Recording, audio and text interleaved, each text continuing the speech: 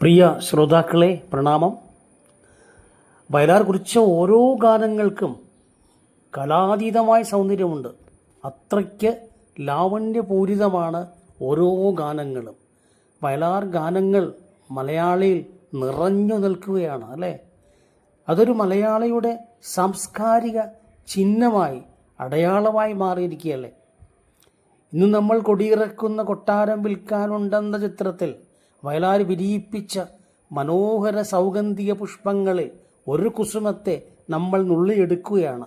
ഈ ചിത്രത്തിലെ നായകനും നായികയുമായ പ്രേംശ്രീ ജയഭാരതിയുടെ അനുരാഗ ഉദ്യാനത്തിൽ വിരിഞ്ഞ സംഗീത കാവ്യഗീതമാണ് ഈ ഗാനം. ദേവരാജൻ മാസ്റ്റർ സംഗീതം നൽകി ജയേട്ടനും ശ്രീമതി പി മാധുരിയും ചേർന്ന് ആലപിക്കുകയാണ്. രണ്ടിടത്തിരിക്കുന്ന കാമുകി കാമുക ഹൃദയങ്ങൾ അവരുടെ മനസ്സോട് മനസ്സ് ചേർത്ത് വെച്ചുകൊണ്ട് പ്രണയസല്ലാപങ്ങൾ നടത്താൻ കഴിയുന്നു. ഫിസിക്കൽ ഡിസ്റ്റൻസ് ഉണ്ടെങ്കിലും ഇമോഷണൽ ഇൻറ്റിമസി ഉള്ളതുകൊണ്ട് ഇരുവരിലും ഉണർന്നിരിക്കുന്ന ഹൃദയവികാര വിചാരങ്ങളെ അന്യോന്യം അനുലേപനം ചെയ്യാൻ കഴിയുന്നു. ഈ പ്രണയഗീതത്തിന് പല്ലവിക്ക് മുൻപായി ആമുഖ കാവ്യശകലത്തിലൂടെ കാമുകൻ കാമുകിയുടെ നയന മനോഹാരിതയെ ലാളിച്ചുകൊണ്ട് വർണ്ണിക്കുകയാണ്. അതിൻ്റെ നമുക്ക് ഈ ഗാനത്തിൻ്റെ അന്തർതളങ്ങളിൽ വിരിഞ്ഞു വിതിർത്ത് നിൽക്കുന്ന സുഗന്ധവാഹികളായ സൗന്ദര്യങ്ങളെ നമുക്ക് നുകരാം. നമുക്ക് ആ കാവ്യശകലത്തിലേക്കൊന്ന് പോവാം. എന്താണ് ആ കാവ്യശകലം? നീലക്കണ്ണുകളോ ദിനാന്തമധുര സ്വപ്നങ്ങൾ തൻ ചന്ദനച്ചോലയ്ക്കുള്ളിൽ വിടർന്നു പാതിയടയും നൈവേദ്യ പുഷ്പങ്ങളോ. ഇത് ഞാൻ വിവർത്തനം ചെയ്യട്ടെ. എന്താണ് നീലക്കണ്ണുകൾ? ശരിക്കും പറഞ്ഞാൽ നീലക്കണ്ണുകൾ ഈ യൂറോപ്യൻ വംശജരിൽ മാത്രം കണ്ടുവരുന്നൊരു ഇതാണ് നീലക്കണ്ണുകൾ. ഇവിടെ നീലക്കണ്ണുകളെ വിശാലവും അഗാധ നീലിമയാർന്ന നേത്രങ്ങളായിട്ടാണ് കവി മൊഴി ചൊല്ലുന്നത്. പിന്നീട് കവി പറയുന്നത് സന്ധ്യാസമയത്തിൻ്റെ മായികമായ ശാന്തതയിൽ മനസ്സിനെ കുളിരണിയിക്കുന്ന മധുര സ്വപ്നങ്ങൾ പോലെ നിന്റെ നേത്രങ്ങൾ വിടർന്നു നിൽക്കുന്നു. ചന്ദനമരങ്ങൾ തങ്ങി നിൽക്കുന്ന നിശബ്ദതയിൽ സുഗന്ധം വമിക്കുന്ന അരുവിയിലെ തെളിനീർ പോലെ നിന്റെ മിഴികൾ പാതിയടഞ്ഞും പാതി വിടർന്നും ഒരു നൈവേദ്യ പുഷ്പം പോലെ ശോഭിക്കുന്നു എന്ന് പറയാണ്. അടുത്തേക്ക് വരുമ്പോൾ കാലം കൊത്തിയെടുത്ത ഹംസദമയന്തീ ശില്പം ഇന്നും നളനാലങ്കാരിക ഭംഗിയോടെ എഴുതും സന്ദേശ കാവ്യങ്ങളോ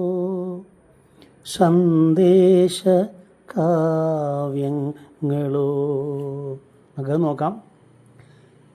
കാലത്തിൻ്റെ കരാങ്കുലികളാൽ കൊത്തിയെടുത്ത ഹംസദമയന്തി ശില്പം പോലെ വർണ്ണാഭമാണ് നിന്റെ അംഗലാവണ്യം. പിന്നീടോ അലങ്കാരങ്ങളാൽ ചാലിച്ചെഴുതിയ വാക്കുകളാൽ നളൻ ദമയന്തിക്കെഴുതിയ രമിപ്പിക്കുന്ന സന്ദേശകാവ്യങ്ങൾ നിന്റെ വിശാല നേത്രങ്ങളിൽ എനിക്ക് വായിച്ചെടുക്കാൻ കഴിയുന്നു. പ്രണയനിയുടെ നയന കാന്തിയെ വിശേഷിപ്പിക്കുന്ന ആമുഖ കാവ്യ ശകലങ്ങളിൽ നിന്ന് നമ്മൾ കാമുകൻ മെല്ലെ പല്ലവിയിലേക്ക് ചൂടുവെക്കുകയാണ്. നമുക്ക് പല്ലവിയിലേക്ക് നോക്കാം.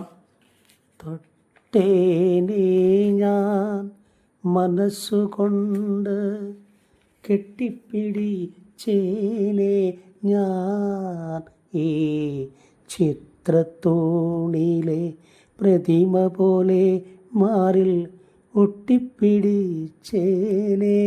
ഞാൻ. നോക്കൂ, വിദൂരത്തിരിക്കുന്ന പ്രണയിനിയെ മനസ്സുകൊണ്ട് തൊടാനും കെട്ടിപ്പിടിക്കാനും പുണരാനും ആഗ്രഹിക്കുകയാണ് കാമുകൻ അല്ലേ? ഇത് കേട്ട് കാമുകി ഉടനെ പ്രതിമൊഴി നൽകുകയാണ്. ചിത്രത്തൂണിലെ പ്രതിമ പോലെ നിൻ്റെ മാറിൽ ഒട്ടിപ്പിടിച്ച് കിടക്കാൻ, ഒരു പുടർന്നു കിടക്കാൻ കാമുകി ആഗ്രഹിക്കുകയാണ്. ഒരു പൂണൂറിന് സമാനമായി പറ്റിപ്പിടിച്ച് കിടക്കാൻ കാമുകി ആഗ്രഹിക്കുകയാണ്. പ്രണയത്തിൻ്റെ സുഗന്ധ നീരാവിയിൽ നമ്മളെ പുതപ്പിച്ചുകൊണ്ട് കവി അനുപല്ലവിയിലേക്ക് ചൂടുവെക്കുകയാണ്. നമുക്ക് അനുപല്ലവി നോക്കാം. കാമുകിയുടെ മുഖാംബുജം മാനത്തെ മേഘത്തിൻ്റെ തുകിൽ ഞൊറിഞ്ഞ തുമ്പുകൊണ്ട് മറച്ചിരിക്കുന്ന പൂർണ്ണചന്ദ്രനോട് ഉപമിച്ചിരിക്കുകയാണ് കവിയുടെ.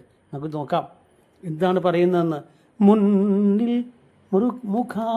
മൃഗാംഗബിംബം മുഖം പാതി മൂടിയ സ്വർണ്ണമേഘ തൂകിൽ ഞൊറിത്തുമ്പിൽ ചെഞ്ചൊടി കൊണ്ടൊരു നക്ഷത്ര ചിഹ്നത്തിൽ ചിത്രം വരച്ചേനേ ഞാൻ, ചിത്രം വരച്ചേനേ. അതാണ് പല്ലവി പറഞ്ഞത്. ചന്ദ്രനിൽ കാണപ്പെടുന്ന ഈ കറുത്ത പാടുകളെ ചന്ദ്രൻ്റെ മറ്റൊരു പര്യായ പദമായിട്ടുള്ള മൃഗാങ്കൻ എന്ന് വിശേഷിപ്പിക്കാറുണ്ട്. ഇപ്പം മൃഗാങ്കൻ സംസ്കൃത വാക്കാണ്, മൃഗത്തെ ചിഹ്നമായി വഹിക്കുന്നവനെന്നർത്ഥം. ഇപ്പം സ്വർണ്ണ നിറത്തിലുള്ള മേഘമാകുന്ന തുകിലിനെ, മേഘത്തെ തുകിലായിട്ട് കവി കാണുകയാണ്. ആ തുകിൽ എന്ന് വെച്ചാൽ വസ്ത്രമാണ്. ആ വസ്ത്രത്തെ ഞൊറിത്തുമ്പുകൊണ്ട് മുഖം പാതി മറച്ചിരിക്കുന്ന ചന്ദ്രനെ പോലെ കാമുകി ഇങ്ങനെ അല്ല പ്രണയിനി മാനത്തെങ്ങനെ നിറഞ്ഞു നിൽക്കുകയാണെന്ന് പറഞ്ഞത്. ഇത് കേട്ട് വികാരഭാവനാസാന്ദ്രനായി കാമുകൻ പ്രതിമൊഴി നൽകുകയാണ്. നിന്റെ പവിഴാധരത്താൽ നക്ഷത്രചിഹ്നമായി ഉപമിക്കാവുന്ന മനോഹരവും തിളക്കമുള്ളതുമായ ആകാശത്തിലെ നക്ഷത്രങ്ങളെപ്പോലെ കാണപ്പെടുന്ന നിന്റെ അധരത്തിൻ്റെ എൻ്റെ പവിഴാധരത്താൽ ചിത്രം വരയ്ക്കാൻ, ചുംബനം നൽകാൻ, ചുംബനം കൊണ്ട് അടയാളപ്പെടുത്താൻ കാമുകൻ ആഗ്രഹിക്കുകയാണ്. അധരങ്ങളാൽ ചിത്രം വരയ്ക്കുക. എത്ര മനോഹരമായ ഭാവനാസാന്ദ്രതയാണ് കവി ഇവിടെ മറനീക്കി പുറത്തെടുക്കുന്നത്. ഒരു പൊയറ്റിക്കൽ ഇൻറ്റൻസിറ്റിയാണത് കാണിക്കുന്നത്, അല്ലേ? ഇതെല്ലാം ശ്രവിച്ച് വികാരതരളിതനായ കാമുകൻ തൻ്റെ പ്രണയചേതനകളെ തന്നിലേക്ക് ഒതുക്കി നിർത്തുകയാണ്. ആ സമയത്ത് പുള്ളി പാടുകയാണ്. നമുക്ക് നോക്കാം.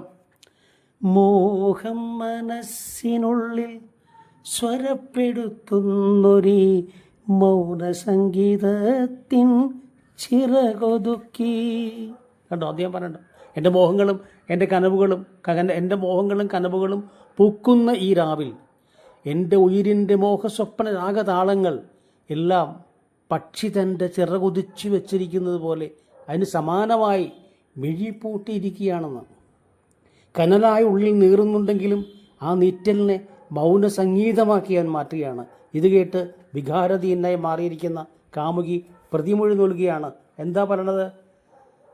മറ്റൊരാൾ മീട്ടാത്ത മാണിക്യ വീണയായി മനസ്സിൽ മടിയിൽ കിടന്നേനേ ഞാൻ, മടിയിൽ കിടന്നേനേ. ഉന്മത്തമായിരിക്കുന്ന എന്നിൽ, അതുപോലെ എന്നിലുള്ള ഉയിരിൻ്റെ ചേതനയിൽ മിഴിപൂട്ടിയിരിക്കുന്ന ഈ പ്രണയരാഗശ്രുതി താളങ്ങൾ സ്വരപ്പെടുത്തിയിരിക്കുന്ന എന്നിലെ മാണിക്യ വീണയെ നിൻ്റെ മടിയിൽ കിടത്തിയേനെ. നിൻ്റെ കരലാളനകളാൽ നീ എന്നിൽ വിരിയിപ്പിക്കുന്ന ശ്രുതിമധുരമായ രാഗഭാവങ്ങളുടെ അനുഭൂതിദായകമായ മധുര സമാഗമത്തിൻ്റെ അഗ്നികുണ്ഠം കൊളുത്തി ഇരുവരുടെയും ഉയിരിൽ ജ്വലിക്കുന്ന പ്രണയജ്യോതിസ് പ്രഭാപൂരം പരത്തട്ടെ എന്ന് കാമുകി പറയുകയാണ്. ഇവിടെ നമുക്ക് സ്നേഹത്തിൻ്റെ വേരുകൾ തേടി നനവാർന്ന മണ്ണിലേക്ക്, യാഥാർത്ഥ്യത്തിലേക്ക് നമുക്ക് മടങ്ങാം, അല്ലേ? ഇന്നിവിടെ നമ്മൾ പിരിയുകയാണ്. ഈ കാവ്യവിരുന്ന് ഇഷ്ടപ്പെട്ടാൽ സബ്സ്ക്രൈബ് ചെയ്യണം, ലൈക്ക് ചെയ്യണം, ഷെയർ ചെയ്യണം, അഭിപ്രായം കുറിക്കണം.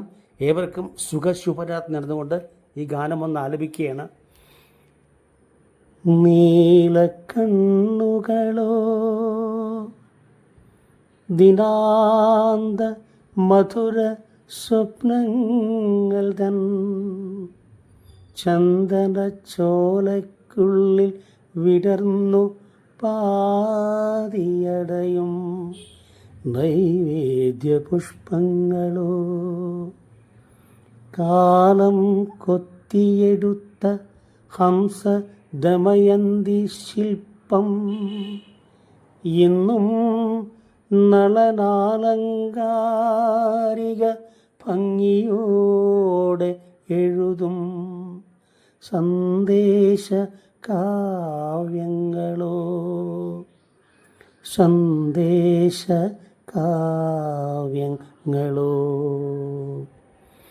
തൊട്ടേനെ ഞാൻ മനസ്സുകൊണ്ട് കെട്ടിപ്പിടിച്ചേനെ ഞാൻ ഈ ചിത്രത്തൂണിലെ പ്രതിമ പോലെ മാറിൽ ഒട്ടിപ്പിടിച്ചേനെ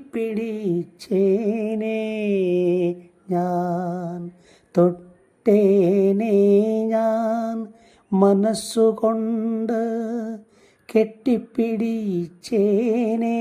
ഞാൻ ഈ ചിത്രത്തൂണിലെ പ്രതിമ പോലെ മാറിൽ ഒട്ടിപ്പിടിച്ചേനെ ഞാൻ തൊട്ടേനെ ഞാൻ മുന്നിൽ മൃഗാംഗബിംബം മുഖം പാതി മൂടിയ സ്വർണ്ണമേഘത്തൂകിൽ ഞൊറിത്തുമ്പിൽ മുന്നിൽ മൃഗാംഗബിംബം മുഖം പാതി മൂടിയ സ്വർണ്ണമേഘത്തൂകിൽ ഞൊറിത്തുമ്പിൽ ചെഞ്ചൊടി കൊണ്ടൊരു നക്ഷത്ര ചിഹ്നത്തിൽ ചിത്രം വരച്ചേനെ ഞാൻ ചിത്രം വരച്ചേനെ തൊട്ടേനെ ഞാൻ മനസ്സുകൊണ്ട് കെട്ടിപ്പിടിച്ചേനെ നീ ചിത്രത്തൂണിലെ പ്രതിമ പോലെ മാറിൽ ഒട്ടിപ്പിടിച്ചേനെ ഞാൻ തൊട്ടേനെ ഞാൻ മോഹം മനസ്സിനുള്ളിൽ സ്വരപ്പെടുത്തുന്നൊരു മൗനസംഗീതത്തിൻ ചിറകൊതുക്കി മോഹം മനസ്സിനുള്ളിൽ സ്വരപ്പെടുത്തുന്നൊരു മൗനസംഗീതത്തിൻ ചിറകൊതുക്കി മറ്റൊരാൾ മീട്ടാത്ത മാണിക്യമീണയായി